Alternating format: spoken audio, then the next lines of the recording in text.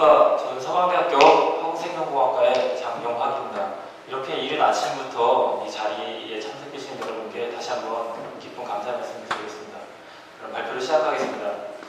네, 제가 오늘 여러분께 발표할 주제는 프로세스 캔서를 3대 아토몰까지 울트라 센시티브하게 디텍션할 수 있는 나노바이오칩에 대해서 설명드리겠습니다. 이런 나노바이오칩은 스캐닝 터널링 마이크로스코피, 즉 주사 탐지 현미경을 이용해서 일렉트리컬 디텍션 방법을 이용해서 디텍션을 하게 됩니다. 먼저 프로세스 캔서, 즉 전립선암에 대해서 간단히 말씀드리겠습니다. 전립선암은 지금 현재 미국 남성들 중에 가장 많이 그리고 가장 자주 진단을 받고 있는 암입니다. 아메리칸 캔서 소사이어티에 하면 지금 현재 2006년 현재 23만 4천 명이 전립선암에 진단을 받고 있으며 2만 7천 명이 전립선암에 의해서 사망하였다고 합니다. 이러한 숫자는 6명 중에 1명은 전립선암에 진단을 받고 있으며 33명 중에 1명은 전립선암에 의해서 사망하였다는 숫자와 동일하게 어마어마한 숫자입니다. 1974년부터 1999년까지 25년간 인구 10만 명당 1 비율로 전립선암과 다른 암을 비교했을 때 미국에서 자연 1위는 전립선암입니다. 그리고 전립선암은 연도가 지나갈수록 계속 증가하는 반면 다른 폐암이라든가 결장, 직장암은 그 상태를 유지하거나 소폭 감소하고 있습니다. 그래서 전립선암은 조기에 진단만 하면 충분히 치료가 가능한 암입니다. 그래서 다른 암에 비해서 무엇보다도 조기 진단이 중요시되는 암입니다. 한국의 경우를 살펴보겠습니다. 한국의 경우는 1984년에 181명이었던 것이 2004년, 20년 만에 3,730명으로 20.6배가 증가하였습니다. 이러한 이유는 한국 사회가 고령화 사회가 되고 서구식 식생활로 인해서 전립선암이 급증하고 있습니다. 또 통계청 자료에 따르면 1983년 인구 10만 명당 3명이었던 그 전립선암으로 사망자 수가 3명이었는데요. 2003년, 20년 만에 15.6배가 증가한 거의 47명 정도가 전립선암에 사망하였다고 합니다. 이만큼 한국 사회도 전립선암에 대해서 중요시하고 계속 환자가 늘어나고 있는 추세입니다. 그럼 저희가 이런 전립선암을 디텍션할 수 있을 때 나노 테크놀로지를 왜 프로테인 칩에 적용해야 되는지에 대해서 간단히 설명드리겠습니다. 저희가 나노 테크놀로지를 프로테인 칩에 적용하면 다음 세 가지 같은 장점이 생기게 됩니다. 먼저 나노 스케일로 어레이를 했을 경우 멀티 컴포넌트 디텍션할 수 있다는 장점이 생기고요. 두 번째, 몰레큘러 오리엔테이션과 덴시티를 컨트롤할 수 있을 경우 리프로덕티비티와 스탠다드가 좋아진다는 장점이 생기게 됩니다. 그리고 나노스케일 디텍션과 싱글 몰레큘러 인터랙션이 있을 경우 센시티비티가 증가하고 디텍션 리밋이 감소한다는 장점이 생기게 됩니다. 이러한 나노 테크놀로지를 사용했을 때 장점을 프로테인 칩을 적용하여 저희는 나노바이오 칩을 만드는 것을 주 목적으로 실험을 하고 있습니다. 그럼 저희가 또 왜 일렉트리컬 디텍션을 해야 되는지에 대해서 설명드리겠습니다. 기존의 옵티컬 디텍션 방법에는 SPR과 형광이 있는데요. 그 방법을 사용했을 경우 소형화하기 힘들다는 단점과 인테그레이션을 하기 힘들다는 단점이 있습니다. 이런 단점을 보완하기 위해 저희는 MT와 BT와 IT가 결합된 일렉트리컬 디텍션 방법을 사용해가지고 이런 단점을 보완하고자 합니다. 그럼 저희가 또 일렉트리컬 디텍션 방법을 했을 때 장점이 뭔지에 대해서 한번 설명드리고 보겠습니다. 먼저 옵티컬 디텍션 방법을 사용했을 때는 서브스트레이트에 캡처 안티바디를 올리고 타겟 프로테인을 올리고 그 다음에 디텍션 안티바디에 플루레센스 라벨링을 태깅을 해가지고 옵티컬하게 측정을 하게 됩니다. 이 방법의 단점은 빛이 빠르게 소멸한다는 그런 단점을 갖고 있습니다. 그리고 디텍션 에어리어도 마이크로미터 레벨에서 디텍션할 수 있고요. 그리고 가장 큰 단점은 신호 감도를 증폭시킬 방법이 없다는 게 가장 큰 단점입니다.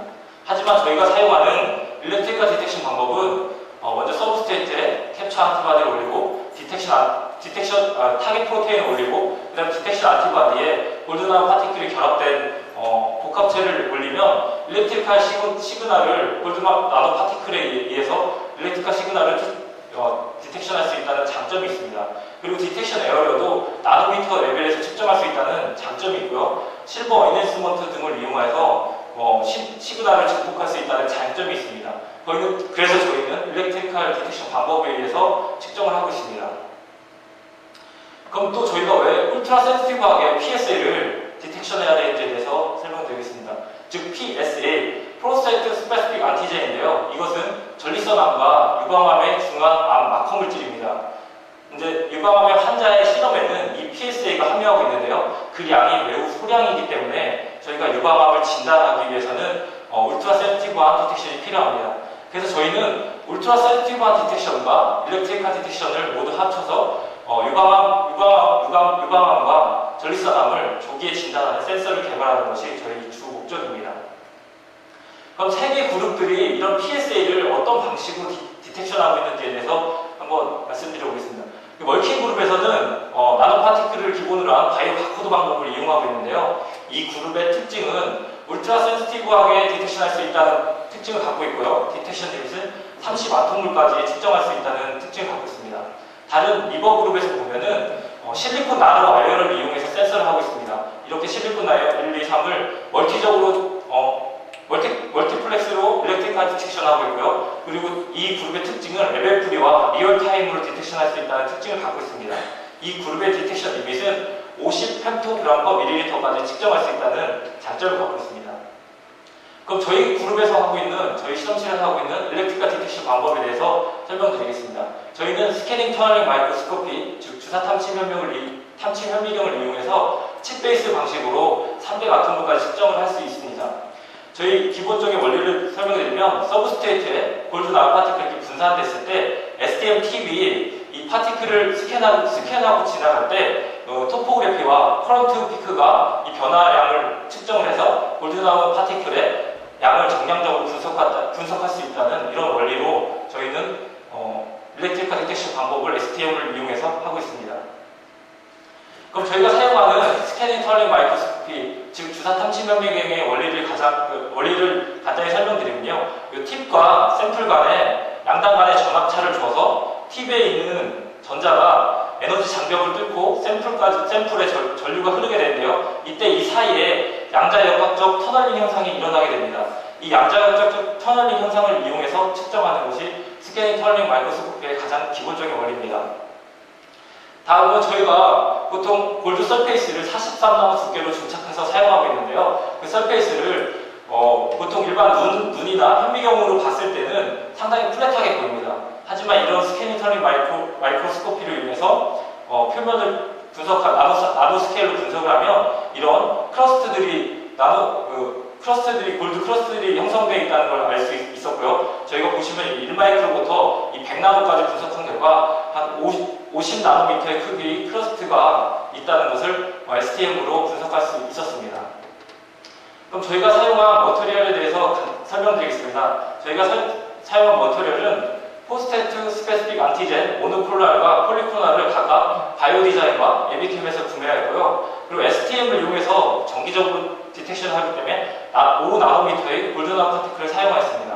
그리고 43나노 두께의 골드 서브스트레이트를 사용하였고요. 그리고 안티바디 플래그먼테이션 시키기 위해서 트루머캅터 에틸 아민을 사용하였습니다.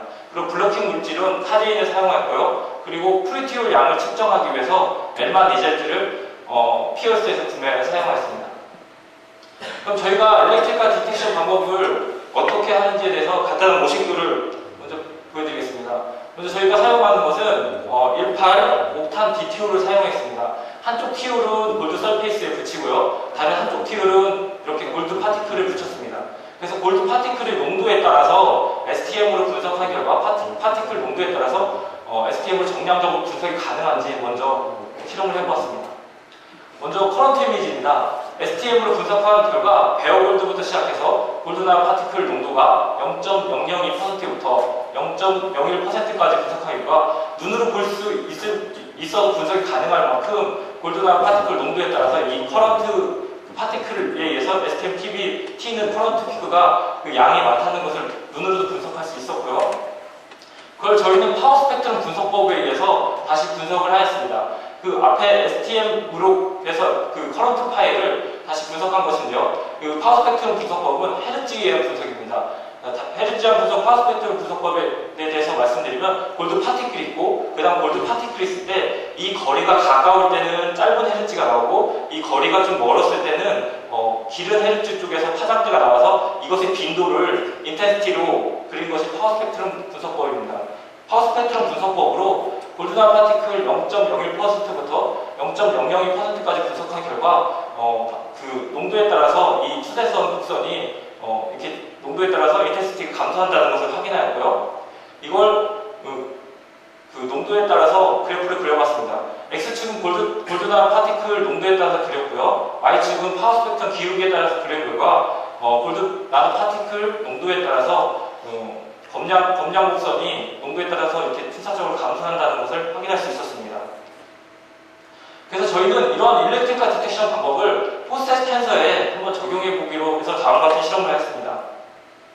먼저 저희는 터널링 이펙트를 이용하기 때문에 그 높이를 줄이기 위해서 그리고 골드 그 안티바디를 다이렉트로 골드 표면에 붙이기 위해서 투몇각투 에틸 아민을 이용하여 골드 가운데 부분만 스페시픽하게 그 디티올 부분만 이렇게 환원을 시켰습니다. 그런 다음에 이 다이렉트로 자른 그 안티바디를 일렉트로포레시스 방법에 의해서 잘라진 걸 확인하였고요. 그리고 엘만 리전트로 이 잘라진 후에 이 갖고 있는 프루티올 양이 얼마큼 되는지 분석을 해보았습니다. 엘만 리전트에 대해서 간단히 설명드리면요.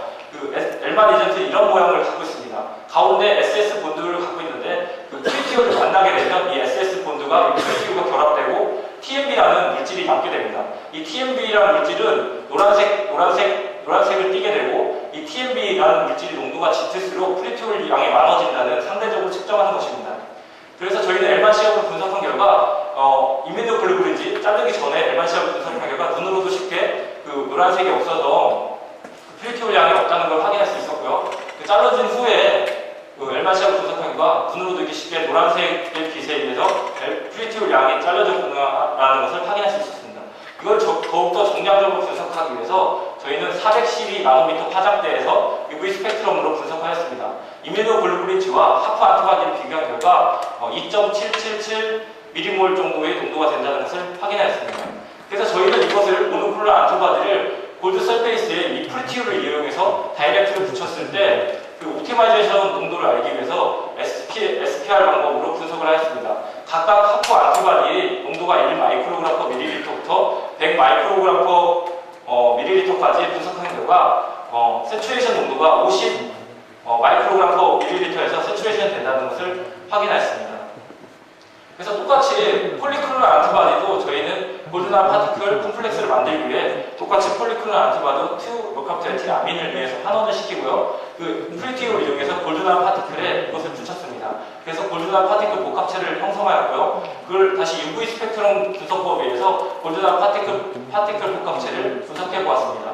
280나노미터 파장대에서 항체의 농도를 730.12 마이크로그램 퍼 밀리리터 하는 것을 확인하였고요. 525나노미터 파장대에서 골드 파티클의 농도가 0.0138%라는 것을 확인하였습니다. 이 UV 스펙트럼으로 확인한 결과 골드나 파티클 하나에 항체가 2개 내지 3개가 붙어있다는 것을 확인할 수 있었습니다. 그래서 저희는 이런 그 결합이 잘 이루어지는지에 대해서 확인해보기 위해서 먼저 그 안티바디를 골드 서페이스에 모노클 안티바디를 프루티올을 이용해서 다이렉트 붙이고요. 그 다음에 안티젠을 붙이고 세컨드리 저희가 만든 골드나 파티클 복합체를 붙여서 그 PSA 농도 10 마이크로그램 퍼 밀리리터로 한번 좀 고농도로 측정해 보았습니다. 측정해 본가 골드 서페이스 위에 골드나 파티클들이 이렇게 어글리게이션 돼서 많이 붙어 있다는 것을 확인할 수 있었고요. 그걸 더 자세히 분석한 결과 100나노에서 골드 클러스터 50나노에서 골드나 파티클이 이렇게 붙어 있는 것을 확인할 수 있었습니다. 그래서 저희는 저희 시스템으로 일렉트리컬하게 그런 PSA 디텍션이 어느 정도까지 될 수 있는지에 대해서 다음과 같이 PSA 농도 1 마이크로그램 퍼 밀리리터부터 10 펜토그램 퍼 밀리리터까지 실험을 해봤습니다. 그랬던 결과 PSA 농도에 따라서 커런트 파일이 이렇게 변화가 심하다는 것을 확인하였고요. 그걸 다시 또 똑같은 방법으로 파워 스펙트럼 분석법으로 비교해봤습니다. 파워 스펙트럼 분석법으로 1 마이크로그램 퍼 밀리리터부터 10 펜토그램 퍼 밀리리터까지 분석을 하였고요. 그걸 다시 또 검량 곡선을 그려봤습니다. 그래서 PSA 농도 농도에 따라서 Y축은 파워 스펙트럼 기울기들을 분석한 결과 PSA 농도 300아톰몰까지 측정할 수 있다는 것을 확인했습니다.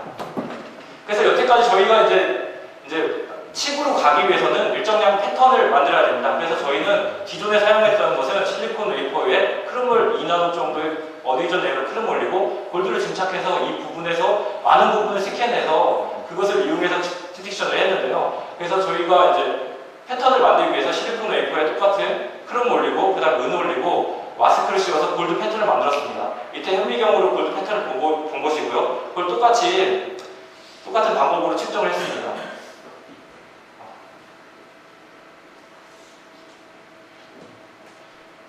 예, 그래서 측정 결과 1마이크로그램부터 1피코그램까지 측정할 수 있었고요. 그래서 좀 전에 했을 때는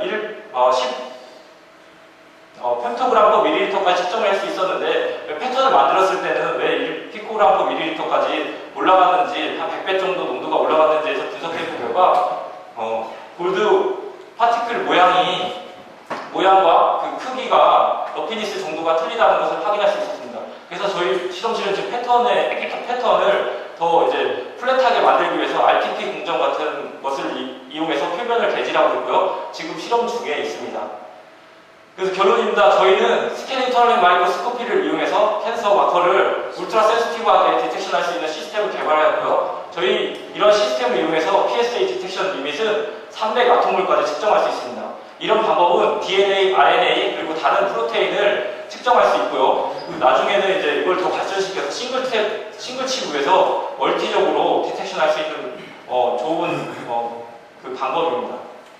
저희가 원하는 이상형입니다. 먼저 저희가 원하는 것은 나노바이오 칩을 만드는 건데요. 바이오 웹스 기술과 에버노칩 기술을 이용해서 샘플이 들어가고 그리고 마이크로 리액터에 의해서 이렇게 STM을 측정해서 나중에 IT 기술과 결합돼서 유비쿼터스로 해서 IT 기술과 해서 유비쿼터스 기술과 함께 이용해서 조기 진단할 수 있는 칩을 만드는 것이 저희 목표입니다. 네, 감사합니다.